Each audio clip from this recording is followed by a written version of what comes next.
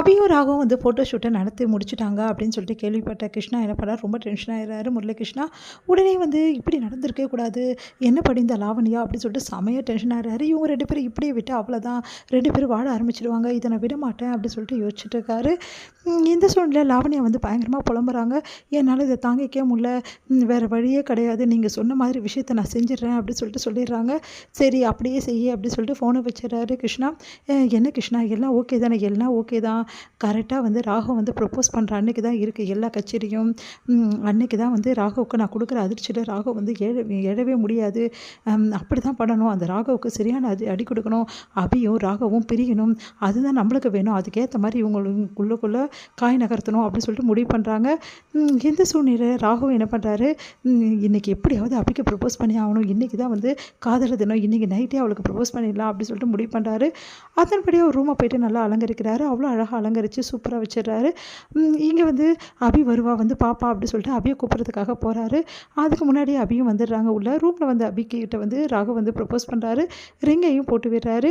எல்லாத்தையும் கனவாக நினச்சி பார்க்குறாரு ராகவ். உடனே யோசிக்கிறாரு, இதெல்லாம் கனவா ஆச்சா அப்படின்னு சொல்லிட்டு யோசிச்சுட்டு, இன்றைக்கி அபிக்கிட்ட என் மனசு திறந்து எல்லா விஷயத்தையும் சொல்ல போகிறேன்.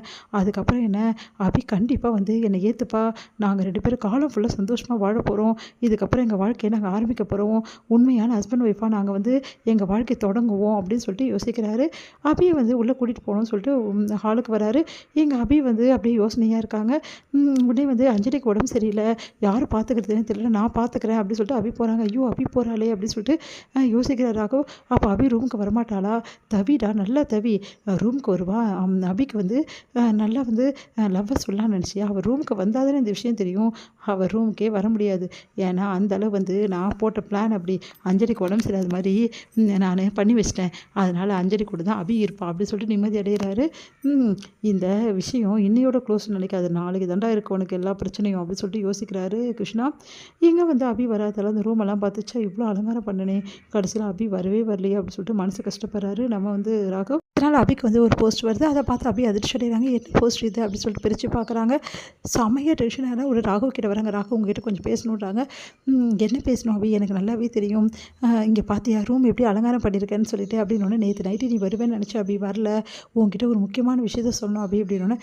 உங்கள் முக்கியமான விஷயத்தெல்லாம் அப்புறம் பார்த்துக்கலாம், முதல்ல இதுக்கு என்ன பதில் சொல்கிறீங்க அப்படின்னு. அதிர்ச்சி அடைகிறாங்க. நீ என்ன சொல்கிற அப்படின்னு. எனக்கு எதுக்காக டைவர்ஸ் பேப்பர் அனுப்பிச்சிங்க அப்படின்னு. நான் அனுப்பிச்சிடா?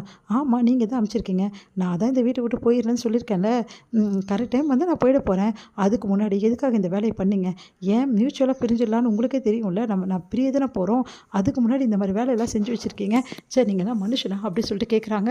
அதை கேட்டுட்டு வந்து சத்தியமாக நான் அனுப்பலை, இது எப்படி வந்ததுன்னு தெரில, நீ உங்கள் கையெழுத்து போட்டு வந்திருக்கு, எப்படி வந்து தெரிலன்றீங்க, என்னை ஏமாற்ற பார்க்குறீங்களா, எதுக்காக இப்படிலாம் பண்ணீங்க, சரி நீங்கள் இப்படி பண்ணுவீங்க நான் நினச்சி கூட பார்க்கல, இதுக்கப்புறம் உங்கள் மூச்சிட்டு முடிச்சாவே எனக்கு பாவம், நான் வரேன் அப்படி சொல்லிட்டு அப்படி நான் சொல்கிறது கேளு அப்படி, என்னை நம்பு அப்படி, நான் அப்படிலாம் யோசிக்கல அபி, இது யார் பார்த்த வேலைன்னே தெரில அபி, ப்ளீஸ் அபி நான் சொல்கிறது கேளு, நான் உங்ககிட்ட ஒரு முக்கியமான விஷயம் சொல்லணும் அபி, அதுக்கப்புறம் நீ என்ன வேணாலும் முடிவு பண்ணு, நான் சொல்கிறது கேளு, உங்கள் முக்கியமான விஷயம் என்னென்னு நல்லாவே தெரியும், எல்லார் முன்னாடியும் இது விஷயத்த சொல்லக்கூடாது, நான் மறைமுகமாக வச்சுக்கணும், அப்படி தானே எல்லா விஷயத்தையும் வச்சுருக்கீங்க, என்கிட்ட எவ்வளோ சைன் வாங்கியிருக்கீங்க, அக்ரிமெண்ட் போட்டிருக்கீங்க, அது பத்தாதுன்னு இப்போ டைவர்ஸ் வேறு, சே நீங்களாம் ஒரு மனுஷனா அப்படி சொல்லிட்டு டென்ஷன் ஆகுறாங்க. இவ்வளோ நாள் நீங்கள் என்கிட்ட நெருங்கி வரும்போதெல்லாம் நான் நினச்சேன், மறுபடியும் நீங்கள் வந்து என்னை வந்து நெருங்கி வரீங்களே புரிஞ்சுக்கிட்டீங்கன்னு நினச்சி நான் ரொம்ப சந்தோஷப்பட்டேன், இப்போ தண்ணி தெரியுது நீங்கள் பண்ண வேலை, இதுக்கப்புறம் ஒரு நிமிஷம் கூட உங்ககிட்ட இருக்க மாட்டேன் அப்படி சொல்லிட்டு போகிறாங்க. என்ன பண்ணுறது தெரியாமல் ராகவ் தவிக்கிறாரு. எவ்வளோ சொல்லி பார்க்குறாரு, கேட்க மாட்டேங்கிறாங்க அபி.